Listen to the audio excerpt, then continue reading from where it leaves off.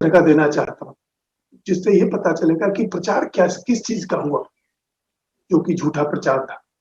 और ये एक विदेशी उदाहरण है और बहुत बड़े अखबार में फाइनेंशियल टाइम्स लंदन का है, उसके साउथ एशिया संवाददाता एडवर्ड ल्यूस थे, मेरे ख्याल से शायद अभी भी हैं। तो उन्होंने रोमिला थापर की एक किताब की रिव्यू लिखी। वो किताब थी अर्ली इंडिया, और रोमिला थापर की यह किताब इनफैक्ट पहले ए हिस्ट्री ऑफ इंडिया नाम से 1965 में छपी थी। ए हिस्ट्री ऑफ इंडिया, वही उसी का एक नया एडिशन अर्ली इंडिया करके 2003 में छपा। और ये 2003 की रिपोर्ट है जो मैं उद्धृत कर रहा हूँ, और ये एडवर्ड ल्यूस लिखते हैं फाइनेंशियल टाइम्स में, और मैं उनको उद्धृत करता हूँ। एडवर्ड ल्यूस, रोमिला थापर की यह शानदार किताब इस्लामी युग शुरू होने से पहले के विवरण पर खत्म होती है, लेकिन यह बिल्कुल साफ कर देती है कि मंदिरों का विध्वंस आज के भारत में बड़ा ही विस्फोटक विषय हिंदू राजाओं के लिए भी आम बात थी।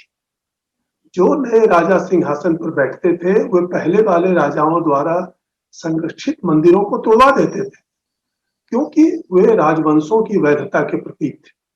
और इस्लाम के आने से बहुत पहले ही हिंदू राजवंशों ने अपने के पहले के राजवंशों के लगभग सभी बौद्ध और जैन मंदिरों को तोड़कर मिटा दिया।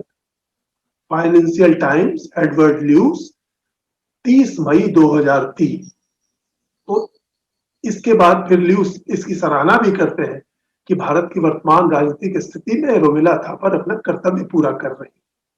तो मैं इस पर ध्यान दिलाना चाहता हूं कि एक यूरोपीय पाठक, इस वो भी सजग, सुशिक्षित और भारत समेत पूरी दुनिया देखा हुआ पत्रकार एडवर्ड ल्यूस, वो कॉन्फिडेंटली इन निष्कर्षों पर पहुंचता है जो भारत में किसी भी सामान्य अशिक्षित व्यक्ति को भी चकित कर दे।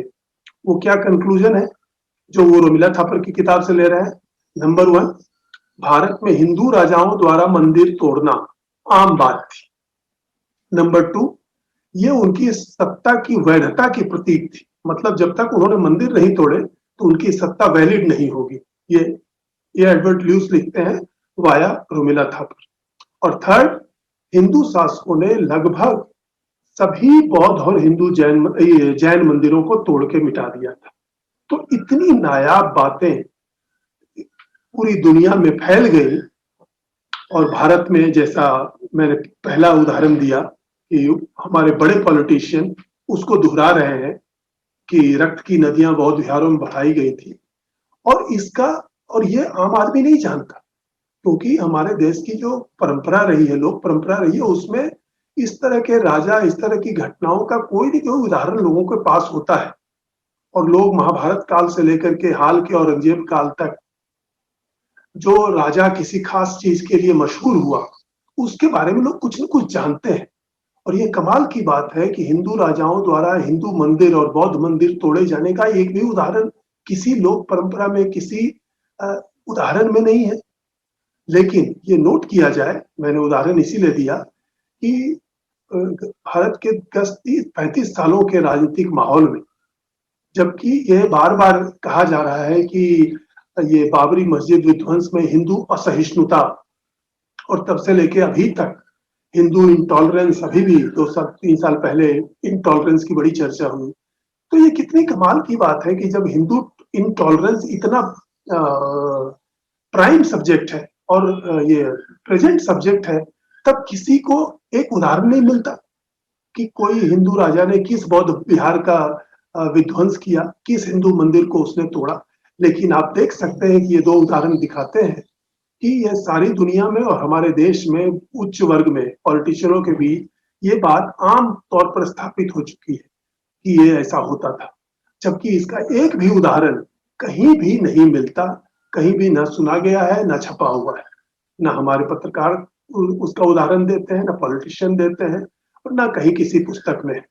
तो इस प्रकार से हम देख सकते हैं कि 40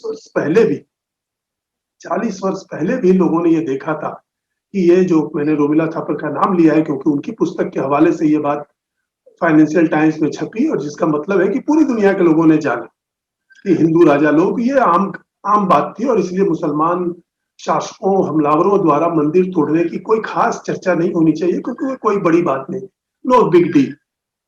लेकिन मैं एक और उदाहरण ये दिखाने के लिए कह रहा हूं कि रोमिला थापर के इस लेखन से लोग परिचित थे, वो एक गलत काम कर रही है। और मैं एक बड़े व्यक्ति का नाम ले रहा हूं, और वो खुद विद्वान भी हैं और कांग्रेस के बड़े लीडर भी थे एक जमाने में, बल्कि उनको प्राइम मिनिस्टर पोस्ट का उम्मीदवार माना जाता था। अभी वो जीवित है,